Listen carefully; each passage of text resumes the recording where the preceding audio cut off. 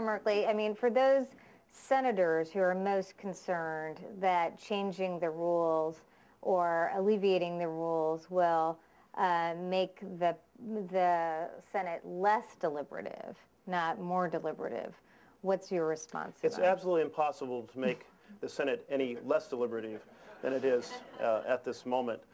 There's really two courses that the Senate can go.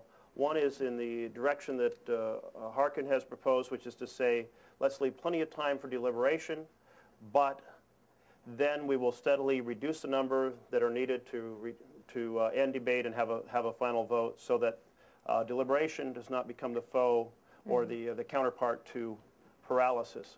The other direction is to preserve the ability of a minority to block a bill, but change the structure so that you do not do it on motions to proceed, you do not do it on amendments. It would be possible on final passage, but those who wish to block would have to pay a significant procedural price, such as a petition by 40 members, followed by the presence of 40 members who oppose concluding debate on the floor. That would be very difficult for the minority to maintain, and they'd only do it on rare occasions when they were absolutely determined that this was something of national significance that a final vote would be blocked on.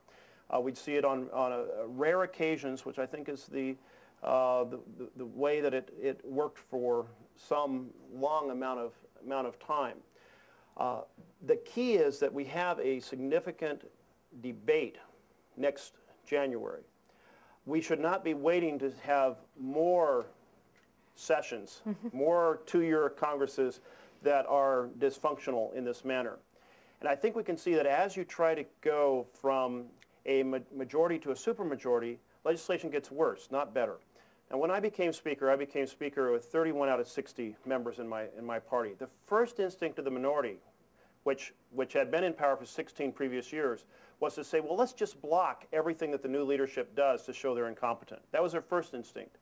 As soon as they recognized that that would not be possible, they then engaged in the committee debate. They engaged in the amendment process, and we ended up with virtually everything passing with a sizable bipartisan majority. Two real exceptions to that in the course of our 6-month session.